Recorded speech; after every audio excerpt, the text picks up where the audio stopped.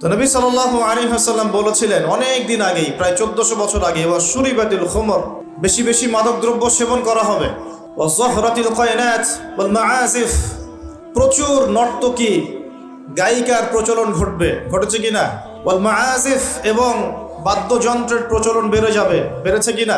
নবীজি অন্য হাদিসে বলেছেন, লা ইয়াশরাবান্নান নাস মিন হাযিহিল উম্মাল খামর ইউসাম্মুনাহা বিগাইরি ইসমিহা, এই উম্মতের এক অংশের মানুষ মাদকদ্রব্য সেবন করবে, কিন্তু তার নাম রাখবে ভিন্ন, মাদককে মাদক বলবে না, ভিন্ন নামে সম্বোধন করবে।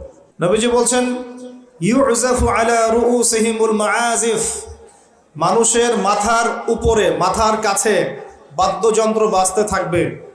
এর ব্যাখ্যা আমরা বুঝতে পারতাম না, এখন বুঝতে পারি। মানুষের মাথার কাছে, কানের ভিতরে কেমন করে বাদ্যযন্ত্র বাজতে পারে, কিভাবে বাজতে পারে? ইয়ারফোন, ব্লুটুথ, সবার কানে কানে, সবাই গান শুনছে, নাউযুবিল্লাহ। বাদ্যযন্ত্র কানের ভিতরে না? নবীজি 1400 বছর আগে বলে গেছেন, ইউজাফু আলা রুউসিহিম বিল মাআজিফ, মাথার উপরে, এখানে কানের কাছে, মাথার উপরে বাদ্যযন্ত্র বাজতে থাকবে। নবীজি বলছেন, ওয়া যহরাতিল কায়নাত, এই যে গায়িকা নর্তকীদের সংখ্যা বাড়তে থাকবে, ওয়াল মাআজিফ, বাদ্যযন্ত্র বাড়তে থাকবে, ওয়াল মুগান্নিয়াত, এবং গান গায় যে মহিলা, এদের সংখ্যা বাড়তে থাকবে। বাড়ছে কি না? বাড়ছে। নবীজি আরো বলেছেন, ওয়া লাআনা আখির হাযিহিল উম্মাহ উলাহা, এই উম্মতের শেষের দিকের মানুষেরা প্রথম দিকের মানুষদেরকে গালিগালাজ করবে, করছে কি না? শেষের দিকের মানুষেরা প্রথম দিকের মানুষদেরকে গালিগালাজ করবে, বলবে ইসলাম তো ওই যুগে চলতো, এই যুগে চলে না। ইসলাম তো ওই যে সেকেলে ধর্ম, মধ্যযুগীয়, বর্বর, এই কথাগুলো শোনেন কি না? উম্মতের শেষের দিকের লোকেরা প্রথম দিকের মানুষদেরকে গালিগালাজ করবে। নবীজি আরো বলছেন যে, ওয়াসাদা কাবিলুহু ফাসিকুহুম, একটা কওমের সর্দার হবে ওই কওমের সবচেয়ে ফাসিক ব্যক্তি, নাউযুবিল্লাহ। এমনটা হয় কি না? একটা কওমকে নেতৃত্ব দিবে সেই কওমের সবচেয়ে ফাসিক ব্যক্তি। ফাসিক কে? কে ফাসিক? আল্লাহ পাক ইবলিস সম্পর্কে বলছেন যে ইবলিস আদমকে সিজদা করলো না, সূরা কাহফের মধ্যে, ওয়া ইয কুলনা লিল মালাইকাতি ইসজুদু লিআদম ফাসাজাদু ইল্লা ইবলিস, আমি যখন ফেরেশতাদেরকে বললাম যে আদমকে সিজদা করো, সবাই সিজদা করলো, ইবলিস করলো না। ফাফাসাকা আন আমরি রাব্বি, সে তার রবের আদেশের সাথে ফাসিকি করলো, মানে রবের আদেশ মেনে না চলাটাই ফাসিকি। আর নবীজি বলছেন, ওয়াসাদা কাবিলুহুম ফাসিকুহুম, একটা কওমের নেতৃত্ব দিবে ফাসিক ব্যক্তি, যে আল্লাহ পাকের হুকুম আহকামের পরোয়া করবে না। ওয়াকানা যাঈমুল কওমি আরযালাহুম, সমাজের সবচেয়ে নিকৃষ্ট মানুষকে কর্তৃত্বের আসন দেওয়া হবে। এগুলো হচ্ছে কিনা সমাজের মধ্যে? আরো বলছেন, ওয়া যহরাতিল আসওয়াতু ফিল মাসাজিদ, মসজিদগুলোর মধ্যে শোরগোল, হট্টগোল বেড়ে যাবে, যাচ্ছে কিনা? যখন এমন হবে, নবীজি বলছেন, ইয়াখসিফুল্লাহু বিহিমুল আরদ, আল্লাহ রাব্বুল আলামিন ওই সম্প্রদায়কে এই ভূমি সহ নিচে ধসিয়ে দিবেন, বলে নাউযুবিল্লাহ। এখন ভূমিকম্প আসছে কিনা? আরো বলছেন নবী সাল্লাল্লাহু আলাইহি ওয়াসাল্লাম, ওয়ায়াজআলুল্লাহু মিনহুমুল কিরাদাতা ওয়াল খানাজির, আল্লাহ রাব্বুল আলামিন তাদের মধ্যে কিছু মানুষকে শুয়োর এবং বানর বানিয়ে দিবেন, বলি নাউযুবিল্লাহ।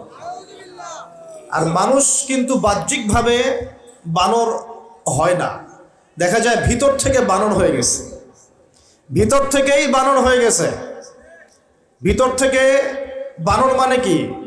বানর হচ্ছে এমন প্রাণী যে পাবলিকলি জেনা করে, বানরের স্বভাবটা আপনাকে বলছি। বানরের স্বভাব কি?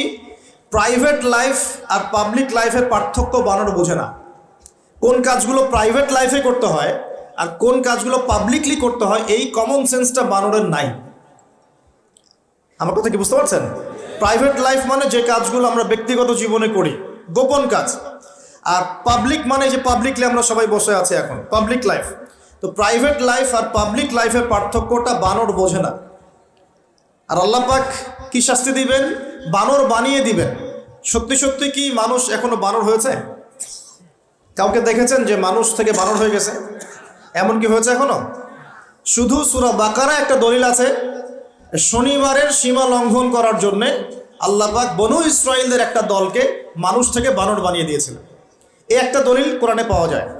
কিন্তু এই উম্মতের মধ্যে কখনো শুনেছেন উম্মত মুহাম্মাদির কোনো ব্যক্তি মানুষ থেকে বানর হয়ে গেছে? এটা হতে পারে মানুষ ভিতর থেকে বানর হয়ে যাবে, অর্থাৎ পাবলিক লাইফ আর প্রাইভেট লাইফের পার্থক্য বুঝতে পারবে না। এমনটা হচ্ছে কিনা? মানুষ এখন পাবলিক লাইফ আর প্রাইভেট লাইফটা একাকার করে ফেলছে না? বিয়ে করেছে, স্ত্রীকে দেখবে সে, ভালোবাসবে সে, স্ত্রী সাজবে তার জন্যে, এগুলো সব প্রাইভেট ব্যাপার। এগুলোকে মানুষ পাবলিক করে ঘুরে বেড়াচ্ছে না? বুঝতে পারছেন না মনে হয়? বাসায় শুয়ে আছেন, স্ত্রীর সাথে গল্প করছেন, প্রাইভেট বিষয়। এটাকে ফেসবুকে ছবি তুলে যারা দিল, সে প্রাইভেট লাইফটাকে পাবলিক করে দিল না? মানুষ প্রাইভেট লাইফ আর পাবলিক লাইফের পার্থক্য বুঝতে পারছে না। নবীজি আরো বলছেন, ওয়াজআলুল্লাহু মিনহুমুল কিরাদাতা ওয়াল খানাজির, এবং আল্লাহ পাক তাদের মধ্যে কিছু শুয়োরও বানিয়ে দিবেন। কি বানিয়ে দিবেন? শুয়োর কেমন? ওর সামনে ভালো কিছু দিবেন, ভালো কিছু, ফ্রেশ খাবার দেন, ভালো কিছু দেন, টাটকা খাবে না। বাসি পচা নোংরা আবর্জনা তার সামনে দিবেন, খুব মজা করে করে খাবে। এখান থেকে কি বুঝলাম? এক শ্রেণীর মানুষ বের হবে এই উম্মতে, যারা হালাল জিনিস ওদের কাছে ভালো লাগবে না, হারাম ভালো লাগবে। বুঝতে পারছেন না মনে হয়? হালাল খাবার দেন, ভাল লাগে না, হারাম মাদক খেতে হয়, গাঁজা খেতে হয়, ইয়াবা খেতে হয়, ফেন্সিডিল খেতে হয়, না হলে ঘুমিয়ে আসে না। গরুকে চড়াবেন তামাকের মাঠ, তামাক যেখানে চাষ হয়। আমরা ওই যে বান্দরবন ওই এলাকার দিকে প্রোগ্রাম করতে গিয়ে দেখেছিলাম, মানে বিঘার পর বিঘা জমিতে খালি তামাক চাষ হচ্ছে, তামাক। তো ওই জমিগুলোর মধ্যে গরু ছাগল চড়ে না, কারণ গরু ছাগলও জানে যে এগুলো খাওয়ার জিনিস না। বুঝতে পারছেন কথা?